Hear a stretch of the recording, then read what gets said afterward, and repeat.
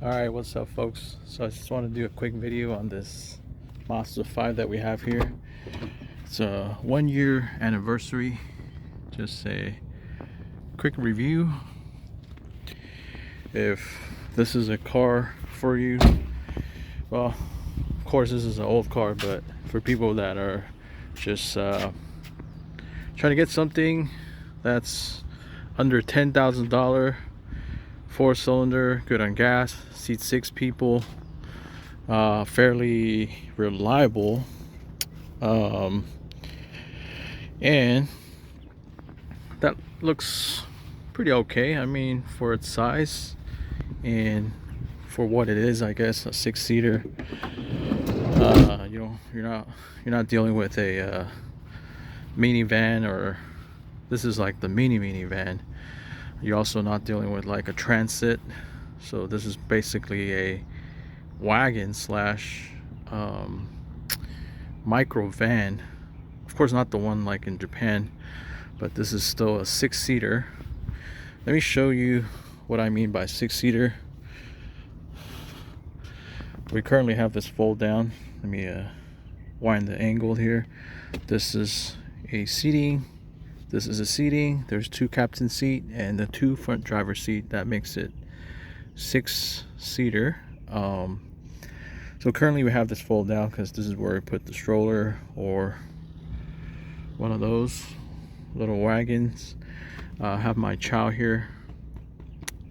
My 4-year-old, my toddler, sit over here, and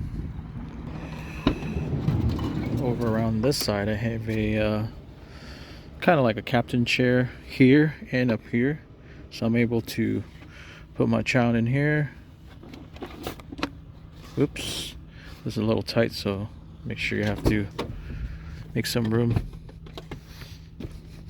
or move that forward, put your child in here, swivel that back, and you're also able to fold that down, same with this seat here, both of them, and then make 2 really roomy seat back here.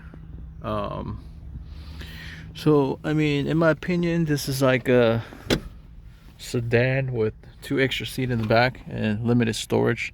So what we did here is add a roof box. This is not mine, by the way. I borrowed it from my brother when I moved. Still have it, still use it. All that stuff was in there. And then we come back on this side. Kind of want to show you what I mean by that. There's a storage here. We have not used it at all, other than collecting candies and just dirt, really.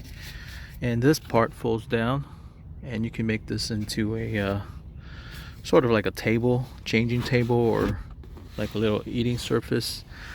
This little section here came with a rug, same as this part back here. It's just we took it out to get washed. So this seat here just swings back and forth until you lock it with oh, you gotta lock this part, then this locks up. You got 2 of these armchair, oh, what do you call these, armrest? Yes, armrest. And this flips down. You can also make this into a little surface here for the kid in the back. That's what my daughter likes. So I guess I would recommend this if you have 3 to 2 kids, because you could put 2 adults up front, oops, and then 3 kids in the back. You see how I can put another seating here and back here. So what happens is sometimes if you do push this too much to the back,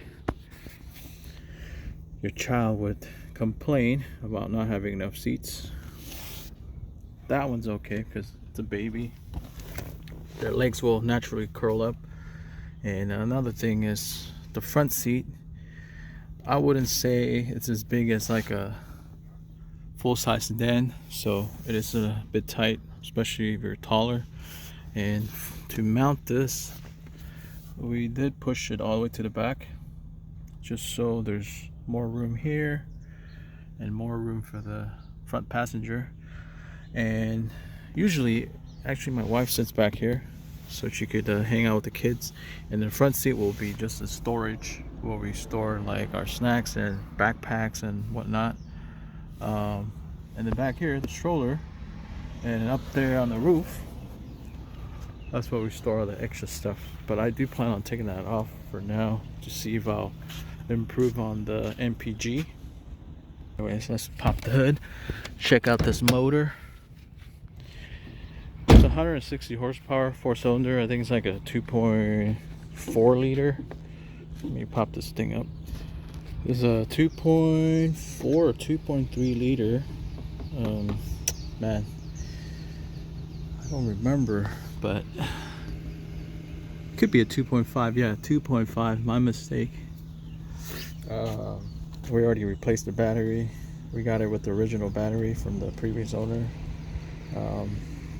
And air filter, not much. I just did the oil, air filter, battery, and haven't done anything else. But I do need to replace a engine mount here. This thing's got those like hydraulic fluid in there that gets absorbed all the freaking vibrations. So at a certain speed right now, it does have a annoying vibration, which I don't like. Well, believe it or not, this is dual overhead cam with the VVT, which is like a VTEC on a Honda, or a VVTi on the Toyota. I would say the power for 160 horsepower, the way it drives is pretty snappy. It's okay, you know. It's not slow, but it's not fast. You could peel out on this car pretty easily. I did also do the rear brakes, and I got a really good deal on the set of 18-inch wheels off the Mazda5, the newer model Mazda5. And damn, I guess I found a really good deal. I paid no more than $200. I just replaced 2 of the tires like after almost like 10 months later, which is the back ones. They run on a 225 or 215 45 18, which is the standard size if you were to upgrade it. Originally came on 17s, and I did do the brakes back here with new pads and new rotor. Also got a really great deal. When I bought the roof rack, the guy gave me a set of full 4-disc with the pads, and he also gave me the roof rack. I don't know if I bought that together with the struts, because I also replaced that. Now that I remember, it was really easy to do. It's just like 2 bolts up top and 1 on the bottom. So would I recommend this for somebody who is not ready to jump into a minivan, or they don't want to get stuck with a sedan? Yes, I would, because this is fairly low maintenance. Cost of these nowadays, it's going to be under 10 grand. If you get the older model, it's going to be under 5 grand for sure. We got this one with I believe 90,000 miles for around 7,000, I think. Yeah, I think around that. And so far it served its purpose. It seats 6. I've had my parents and the kids, everyone's seated in the car, which is 6 of us, and it was fine. It's a little packed, but otherwise we'll be driving a minivan. So mileage wise, MPG, this is probably something you want to know. Let me try to get the key from the roof box.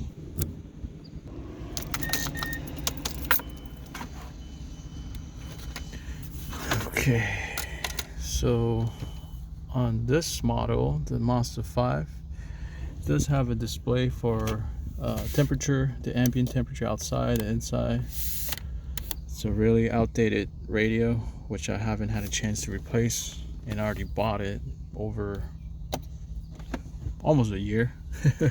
Pretty much bought it right after I bought the van, but no time. The MPG, it's not showing anything right now because it's not moving, but let's see, my average yesterday on the highway was 25.8. That's going up and down hills. We drove through Palm Springs. At one point it was up to like 27 or something like that, and I was pretty happy. Like, oh, it's finally getting its MPG, promised MPG on the factory sticker, I guess MPG reading. And then the range, when you're full, you're supposed to get, I guess, close to 370 to 380 miles per, for the full tank. And then tells you how many miles you drive per hour. Like, I guess on an average, we were driving on stop and go traffic, and we pretty much took 2 hours to get for a 90-mile trip. So, and then this MPG, it fluctuates between 10 miles per gallon up to like 100, I guess, if you're just rolling down the hill. I do find this MPG a bit, I guess it's on the low side. It's about 19 average, street and highway combined. That's including the roof box and the 18-inch wheels. But the main thing on this car is that because it's a 4-cylinder, it's carrying a lot of weight. Even though it's got some pretty aerodynamic design, I'm not getting well, I guess 4-cylinder cars mostly, if you're on a heavy side, you're gonna get around 20, and I wish this thing got close to 22 on the street, and I guess, yeah, 22 or 23 on the street, and 30, 31 on the highway. But it's getting 27 highway, 19 or less on the street, and combined it's about, as you saw, 24 on the 5 or on the highway, and mixed it's about 22. So not the highest MPG, but it's okay for a 4-cylinder minivan, I guess, microvan that seats 6 people. Man, you're paying about less than 10 G's for this. Oh, I forgot to mention, there's a sunroof that we don't use much because we have a roof box. Let me show you now that I'm back here. Alright, this is the lever to bring this back seat up. There's a back seat that could fit a child here. And then once you do that, the back space here, it's very limited.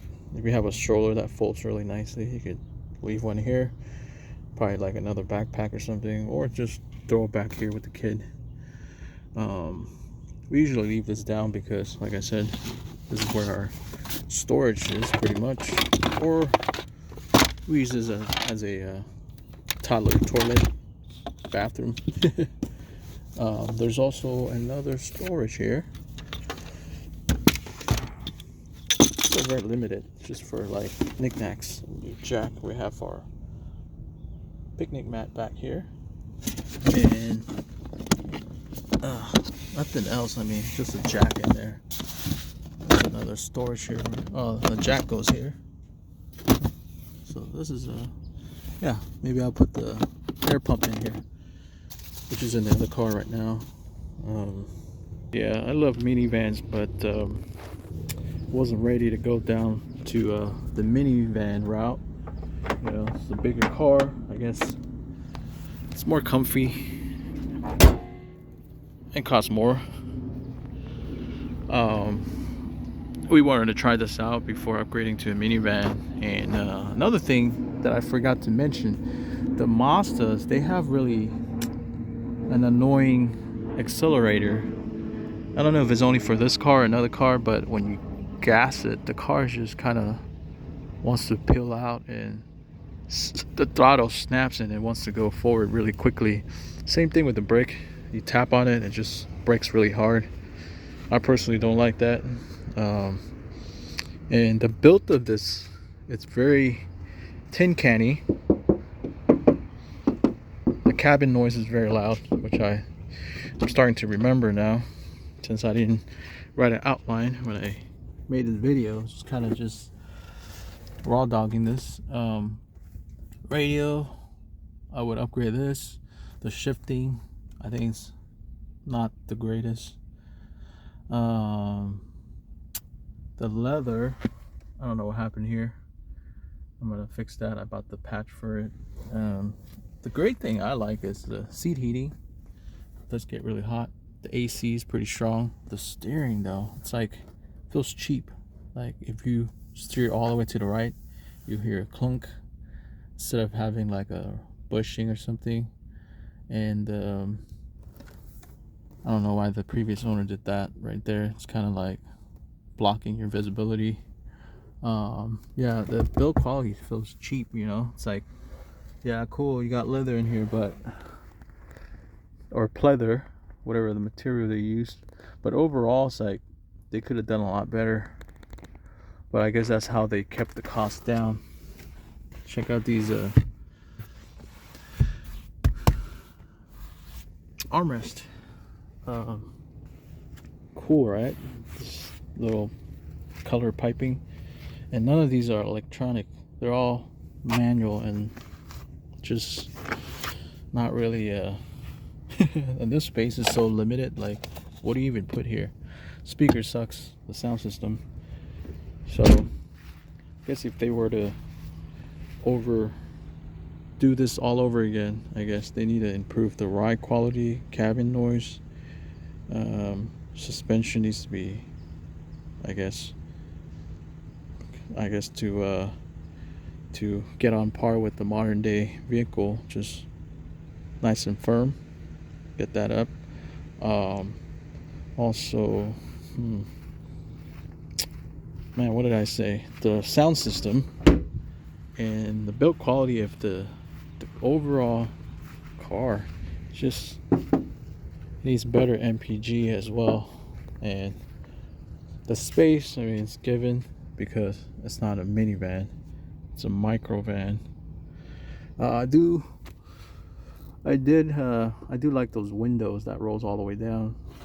I did forget that, and we did get really nice tint in this car, and that helps a lot with the heat.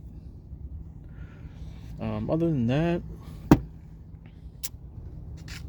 you know, man, I just forget to mention, this car does have HID headlights on both sides, and came with these fog lights.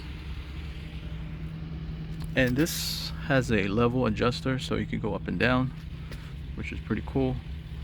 Man, just noticed that something I forgot to mention. The paint quality, it's not the best. You see the roof, it's already fading here. And some of this here, see the fade. Wow, can't believe I made a 20 video about this little Mazda5 here. But anyways, yeah, if you found this a useful video when you're looking to purchase one of these, or just maybe use this video as an something you could use when you're looking at options for a 6-seater, you're not ready to go in a minivan, or you don't want to be stuck with the car with limited seating. Hope you enjoyed it. Subscribe and like the video, and I thank you for your support. Alright, thanks for watching.